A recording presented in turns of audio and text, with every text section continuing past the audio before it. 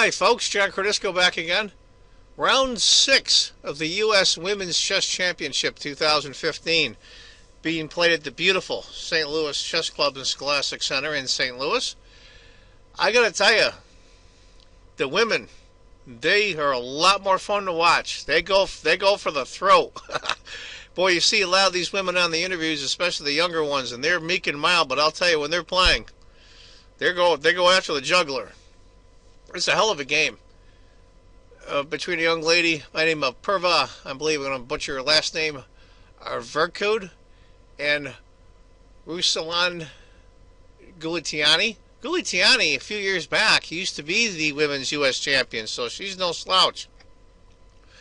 She's taken a few years off. I guess she had some children and stuff. That life gets in the way of your chess. So well, let's get to it. Virkud is white and Goletiani is black. It's going to be a Nimzo Indian. B4, typical stuff. We'll just go for the first few moves here.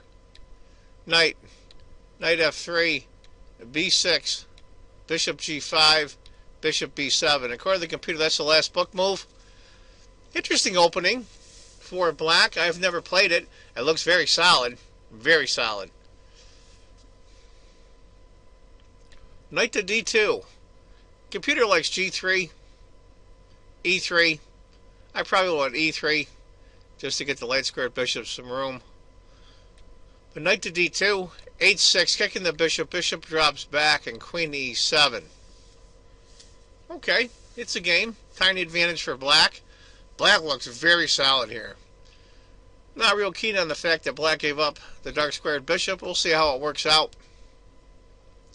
F3, interesting choice. Puts a little more protection on the E4 square, plus it gets a place for the bishop to go if she goes G5. E5, trying to bust it up a little bit. Apurva just ignores it. And E4 by Goletiani. What to do? What to do? What would you do here, guys? Would you take? Trade knights, maybe? She decided to go D5. Interesting move there. Castles for black. Bishop D4. That bishop has moved several times now. C5. Bishop goes back to F2. She did not take en passant. It would have been tough on the D6 pawn, but she decided not to do that. Computer likes the en passant. Then after bishop takes E3. Computer actually likes that. Actually, it says has some merit. Bishop to F2, B5, B3. Now this is a really, really interesting move here by black. Can you find it? Stop the video now. It's a move I never would have found ever. Bishop takes D5. Pawn takes. Rook F to E8. Very interesting. It's almost a 2-point advantage now for black. That was great stuff. Knight to C4, question mark. I think the young lady, I think Apurva might have miscalculated there. Computer likes E3, bishop H4, but it's looking bad for white here. As you can see, we talked about before, her light squared bishop for white is not developed. She can't castle. Well, she's going to castle on the queen side now. I mean, that's her best option almost. And plus the fact the next move here is a double attack. So she's got to move either the bishop or the knight. She decides to move the knight. And all of a sudden, all hell's going to break loose on white now. Bishop takes, pawn takes. Looks like she's okay. D5.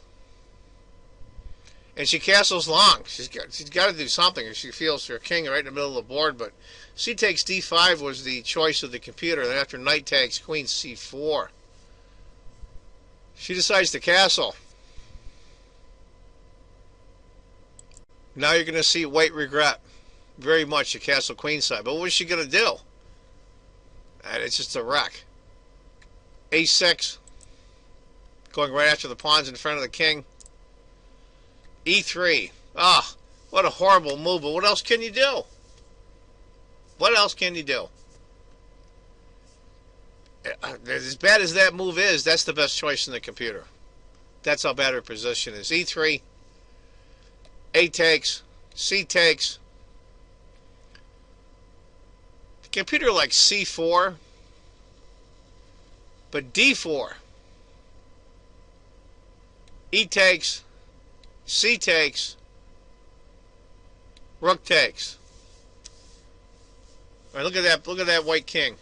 Just out in the middle of nowhere. But it's got some protection, of course. But look at that dark squared bishop for white. Ah, what a shame. Rook takes A3. Here comes black. Queen to B2.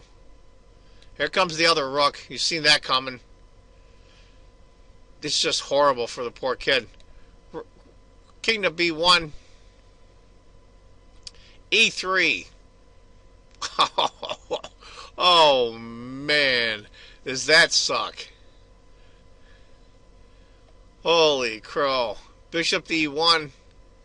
Queen to C5. Here comes the queen. Rook to C4. Just trying to defend. The computer has a 16-point advantage now for black. F5 check. Queen to C2. Just trying to stop the attack, but it's just not going to happen. Rook to A1 check. And that's where Purva throws in the towel and resigns. Great win by Goletiani. Give you an idea what would have happened. After Rook to A1, king, Rook checks, king, Queen takes, check, Rook, Queen to D5. Look at that poor king. King C3, Rook takes the Queen, King takes, Queen checks, King, check, King to B2, Queen to C2, King to A3, and look at this beautiful mate. Rook to A1 mate. Holy crow. Anyway, folks, that's another fighting game. Blood on the board for the women. They're a lot more fun to watch. Round 6 of the U.S. Women's Chess Championship 2015. I hope you enjoyed it. And as I always say, if you think chess is just a game, you're not playing it right. Take care, folks. Bye-bye.